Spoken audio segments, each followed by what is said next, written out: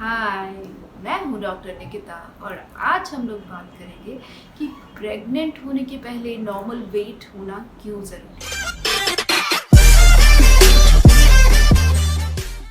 क्योंकि अगर ज़्यादा वेट है तो ये कॉम्प्लिकेशन कर सकता है आपके और आपके बच्चे में। जितना ज़्यादा वेट होगा उतना ज़्यादा कॉम्प्लिकेशन होने के चांसेस हो सकते हैं। लेकिन अगर आप कुछ बातों का ध्यान रखते हैं प्रेगनेंसी के पहले और प्रेगनेंसी के दौरान, तो आप एक हेल्दी बेबी को डिलीवर कर सकते हैं। तो आइए आज हम लोग बात करते हैं कि क्या ओबेसिटी किसको बोलते हैं, मोटापा किसको बोलते हैं और ये क्यों होता है।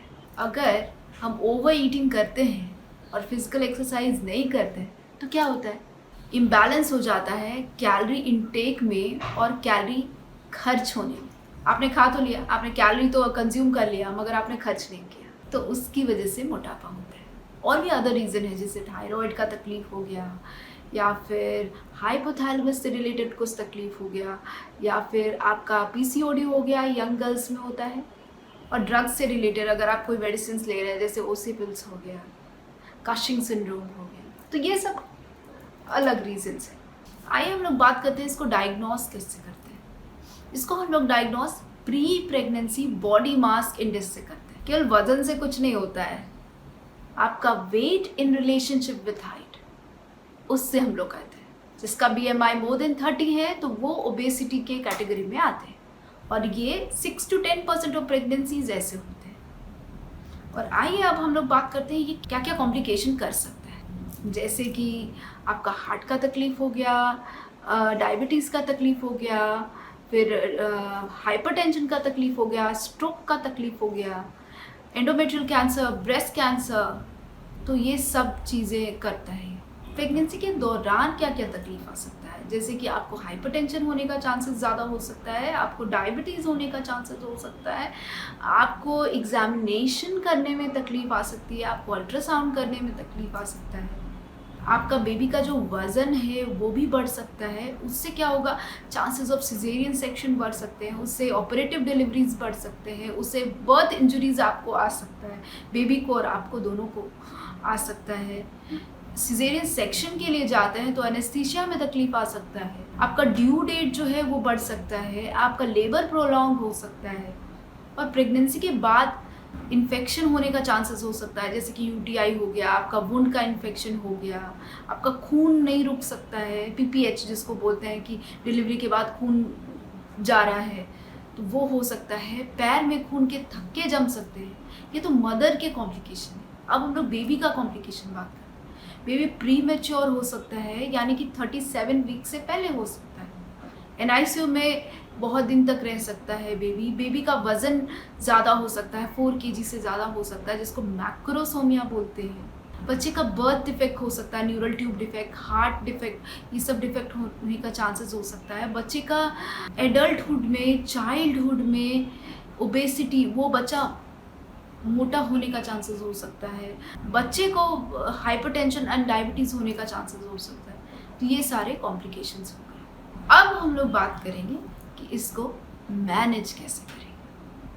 तो पहला चीज़ है कि आपको प्री प्रेगनेंसी काउंसलिंग के लिए जाना पड़ेगा। जब आप प्रेग्नेंट होने वाले हैं तो उससे पहले आपको काउंसलिंग के लिए जाना पड़ेगा, सो दैट कि आपके डॉक्टर आपको बताएंगे कि कितना वेट रिड्यूस करना है, क्या डाइटरी मॉडिफिकेशन करना है। अगर आप हाइपरटेंशन और डायबिटीज़ का दवाई ले रहे हैं तो क्या दवाई खाना है, क्या डोज खाना है, क्या आपका वैल्यूज़ है अभी का, वो सब पे डॉक्टर बात करेंगे। तो वो बहुत इम्पॉर्टेंट है। सेकेंड चीज़ है ना कि high dose of folic acid लेना बहुत ज़रूरी है 3 महीना पहले प्रेगनेंसी से टिल 12 वीक तक, क्योंकि ओबेसिटी में बच्चे को neural tube defect and other congenital defect, जैसे हार्ट डिफेक्ट हो गया, उसके चांसेस बढ़ जाते हैं। तो ये जो फॉलिक एसिड है ना, वो बच्चे के ग्रोथ में हेल्प करते हैं, तो इसलिए आपको लेना ही है।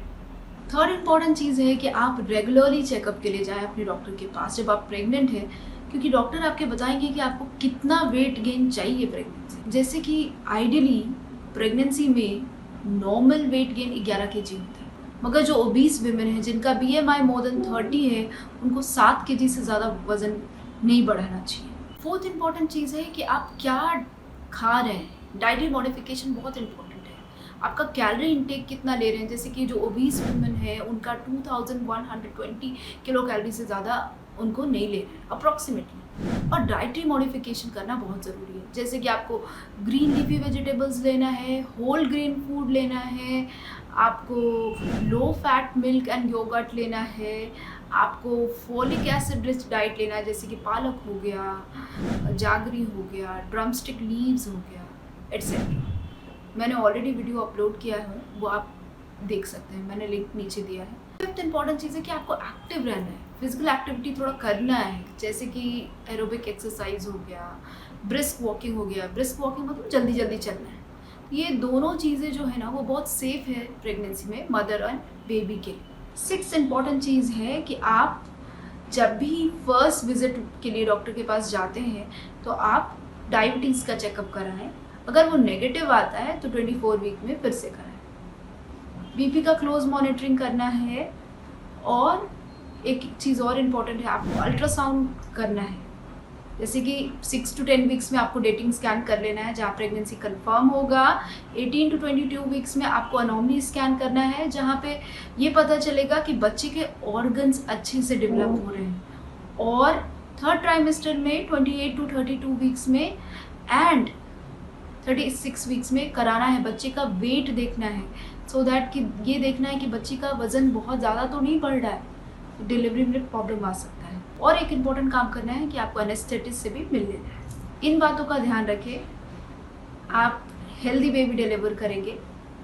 मिलती हूँ नेक्स्ट वीडियो में, आज के लिए इतना ही। Thank you.